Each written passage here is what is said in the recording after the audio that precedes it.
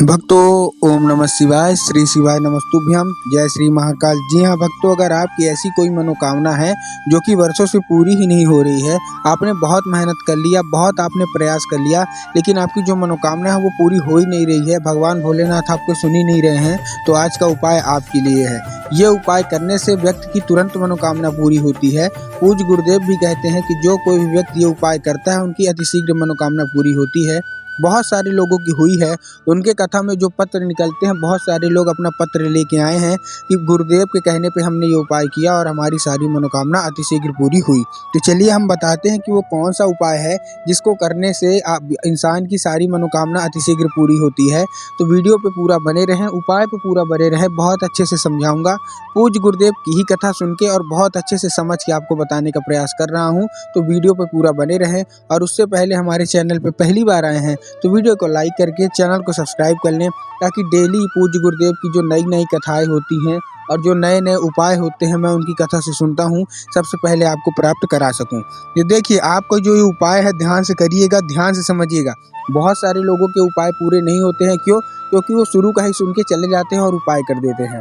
पूरा आपको सुनना है कि कैसे क्या करना है। 7 से 8 मिनट आपका इस वीडियो में लूँगा, और अगर आपने उपाय पूरा सुना तो आपका 100% मनोकामना पूरी होगी। क्यों मनोकामना पूरी होगी? क्योंकि आप अच्छे से उस उपाय को करेंगे। बहुत सारे लोग चढ़ा के चले आते हैं, लेकिन नाम भी लेना होता है, वो नाम नहीं लेते। महादेव को खुश करना बहुत ही आसान है, लेकिन आपको प्रॉपर तरीके से करना होगा।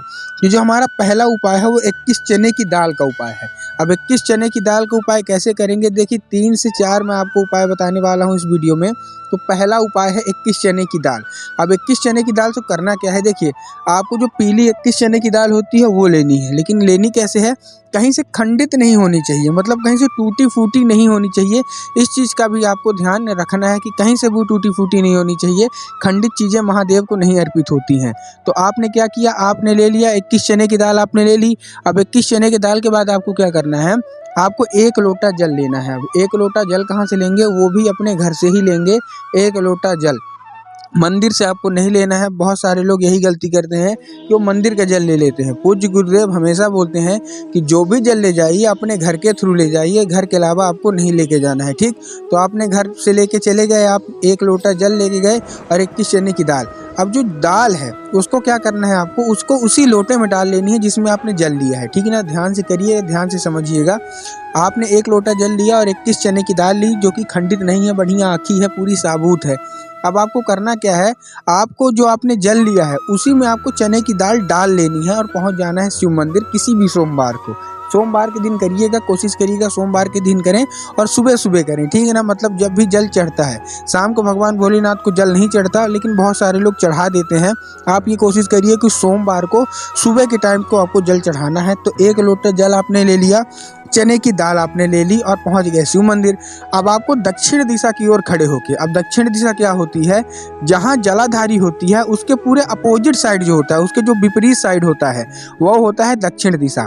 अब दक्षिण दिशा में खड़े होके आपको धीरे धीरे जल उस शिवलिंग पे अर्पित करना है, एक नाम लेके। भगवान महादेव का एक बहुत ही सुंदर सा नाम है कुंडकेश्वर महादेव। कौन सा महादेव? कुंडकेश्वर महादेव। तो कुंडकेश्वर महादेव का नाम लेके अपनी जो भी मनोकामना है वहां बोल देनी है। पूज्य गुरुदेव कहते हैं कि ऐसा करने से व्यक्ति की मनोकामना अतिशीघ्र पूरी होती है और जल्द से जल्द वो कामयाब होता है। तो पहला था हमारा 21 चने की दाल का उपाय। जो दूसरा उपाय है वो है 21 मूंग का उपाय। तो आपको सेम टू सेम करना है। मूंग लेना है हरी मूंग। कैसे लेंगे? आपको ध्यान रखना है कि हरी मूंग कहीं से सड़ी नहीं होनी चाहिए, कहीं से टूटी फूटी नहीं होनी चाहिए, पूरी साबुत होनी चाहिए। तो आपने 21 मूंग ले लिया, तो आपको 21 मूंग लेके और आपको 1 लोटा जल लेना है। अब जल में आपको क्या मिलाना है? गंगा जल। इसमें ध्यान रखिएगा, जब आप मूंग चढ़ाएंगे तो आपको क्या करना है? आपको 1 लोटे जल में आपको 1 बूंद गंगा जल का भी मिला लेना है। अब आप पहुंच गए शिव मंदिर। अब आपने जो लोटा में जल लिया है जिसमें आपने गंगा जल मिलाया है, तो उसी में आपको मूंग भी डाल देनी है और फिर दक्षिण दिशा में खड़े होके इस बार कौन सा नाम लेना है? इस बार भगवान महादेव का सुंदर सा नाम है चंद्रमौली महादेव। कौन सा? देखिए, पहला वाला क्या था? कुंडकेश्वर महादेव। दूसरा वाला है भगवान महादेव का सुंदर सा नाम है चंद्रमौली महादेव। तो आपको क्या करना है? चंद्रमौली महादेव का नाम लेके ये अर्पित करना है और अपनी जो भी मनोकामना है वो मांग लेनी है। तीसरा उपाय बहुत ही खास होने वाला है। क्यों? क्योंकि ये चावल का उपाय है। आपको भी पता है कि भगवान शिव के हर पूजा में चावल तो जरूर चढ़ता है। अब चावल हम चढ़ाए कैसे, ये भी एक क्वेश्चन है। तो आपको क्या करना है, 31 लेने हैं। 31 मतलब 30 + 1, 30 + 1, ठीक ना, समझ गए आप। आपको न 30 लेना है न 32 लेना है, 31 चावल के दाने लेने हैं। और चावल के दाने लेते वक्त आपको ध्यान रखना है कि चावल के दाने भी कहीं से खंडित नहीं होने चाहिए और पूरे सफेद होने चाहिए, साबुत होने चाहिए। अब आपको क्या करना है, आपको 1 लोटा जल लेके पहुंच गए शिव मंदिर। इस बार वो गलती आपको नहीं करना है। देखिए दूसरे उपाय थे, ये वाला उपाय दूसरा है। आपको क्या करना है, इस बार आपको जो लोटा है उसमें आपको चावल नहीं मिलाना है, आपको हाथ में लेके जाना है और सबसे पहले शिवलिंग पे वो चावल ही रखने हैं।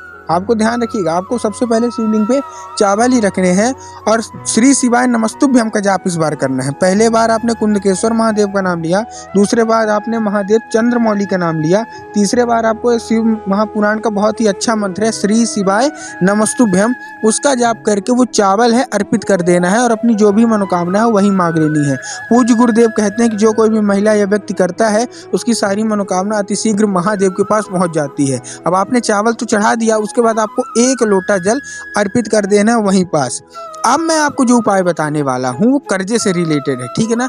जिसका बहुत ज़्यादा कर्जा बढ़ चुका है, पैसे का आगमन हो ही नहीं रहा, महादेव आपका जितना भी कर्जा है वो चुकता करेंगे। लेकिन आपको ये करना कैसे है, ध्यान से समझिएगा।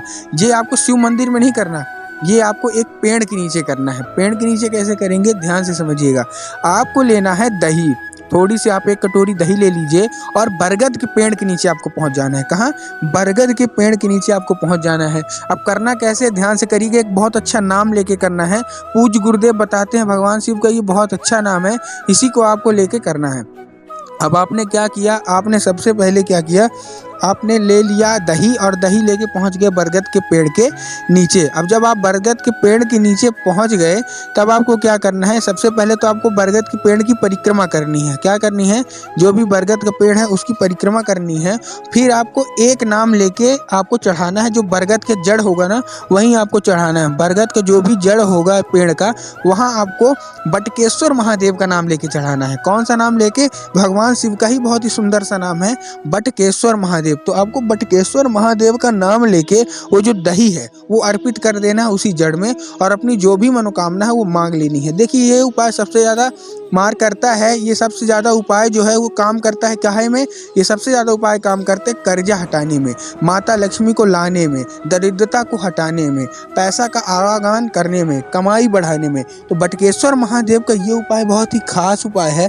अगर आपने इस उपाय को किया आपकी सारी मनोकामना अतिशीघ्र पूरी होती हैं। तो आज मैं आपको इस वीडियो के माध्यम से 21 चने की दाल का उपाय बताया, 21 मूंग के उपाय बताया, चावल का उपाय बताया और बटकेश्वर महादेव का ये दही का उपाय बताया, जो कि आपको बरगद के पेड़ के नीचे करना है। तो उम्मीद करता हूँ आपको ये उपाय समझ में आया होगा।